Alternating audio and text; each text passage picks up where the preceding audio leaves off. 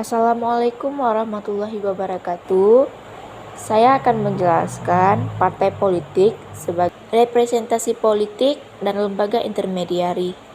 Representasi adalah sebuah gagasan yang diciptakan oleh manusia. Karena gagasan manusia, maka konsep representasi dapat diterima oleh satu orang, tetapi dipertanyakan oleh orang lain.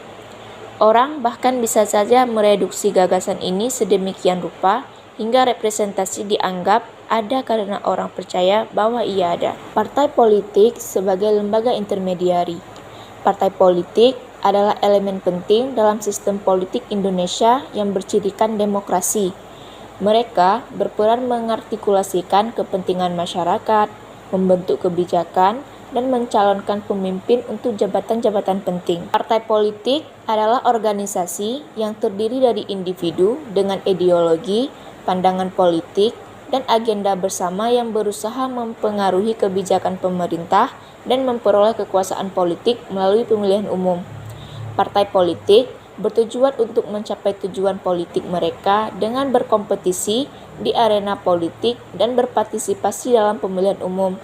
Salah satu pilar utama dalam sistem demokrasi ini memungkinkan warga negara untuk mengungkapkan pendapat mereka dan berpartisipasi dalam pembuatan keputusan politik. Peran partai politik. Partai politik memiliki sejumlah peran utama dalam sistem politik Indonesia. 1. Mengartikulasikan kepentingan masyarakat. Partai politik adalah wadah bagi warga negara untuk menyampaikan aspirasi dan kepentingan mereka. Partai-partai ini merumuskan platform politik yang mencerminkan tujuan dan pandangan politik mereka dan kemudian berkompetisi untuk memenangkan dukungan masyarakat. Yang kedua, mengembangkan kandidat. Partai politik mencalonkan kandidat untuk berbagai jabatan politik, termasuk presiden, anggota parlemen, gubernur, bupati, dan wali kota. Mereka memainkan peran penting dalam mengidentifikasi dan mendukung individu yang akan mewakili kepentingan masyarakat. Yang ketiga, membentuk kebijakan. Partai politik berpartisipasi dalam pembuatan kebijakan. Mereka mengusulkan undang-undang, peraturan, dan program-program yang mereka jalani yang akan memajukan tujuan dan agenda politik mereka.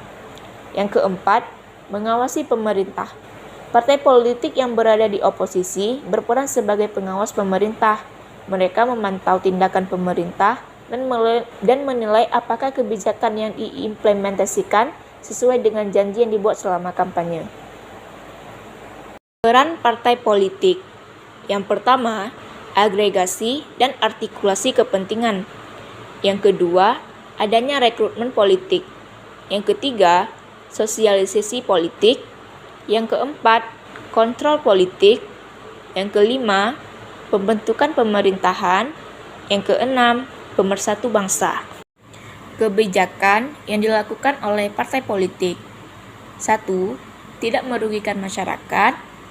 Kedua, tidak untuk keperluan partai politik. Yang ketiga, demi kebaikan bersama. Kebijakan yang dilakukan oleh partai politik. Salah satu contohnya adalah pengesahan UU Cipta Kerja. UU Cipta Kerja terus dibanjiri kritik oleh masyarakat, khususnya kaum buruh dan mahasiswa dari berbagai daerah turun ke jalan untuk memprotes UU yang dianggap merugikan pekerja itu. Kaum buruh sempat meminta presiden membatalkan undang-undang tersebut dengan menerbitkan Perpu, namun Presiden Jokowi menolak. Kepala negara berdalih, UU Cipta Kerja dibutuhkan untuk membuka investasi dan lapangan kerja sebanyak-banyaknya.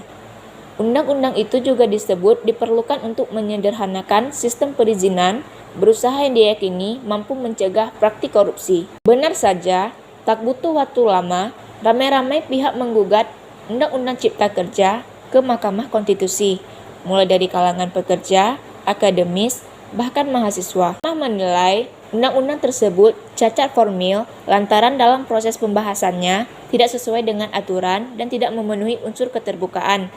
Meski pembuat undang-undang sudah melakukan pertemuan dengan beberapa pihak untuk kepentingan penyusunan undang-undang, namun pertemuan itu dinilai belum sampai pada tahap substansi undang-undang.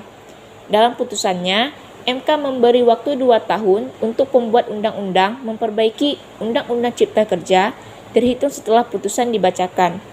Artinya, apabila dalam jangka waktu 2 tahun itu tidak dilakukan perbaikan, Undang-Undang Cipta Kerja tersebut akan otomatis dinyatakan inkonstitusional bersyarat secara permanen. Kebijakan di atas dalam membuat Undang-Undang Cipta Kerja dinilai merugikan masyarakat kelas bawah dan menguntungkan kelas atas, serta kepentingan politik dan partai politik dalam perumusan undang-undang. Tantangan yang dihadapi oleh partai politik.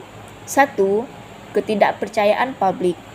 Tingkat kepercayaan publik terhadap partai politik di banyak negara relatif rendah. Hal ini disebabkan oleh berbagai faktor seperti korupsi, skandal politik, dan kurangnya transparansi. Kedua, munculnya gerakan politik alternatif. Munculnya gerakan politik alternatif seperti populisme dan aktivisme online mengancam peran tradisional parpol. Ketiga, pengaruh media sosial. Media sosial telah mengubah cara partai politik berkomunikasi dengan masyarakat.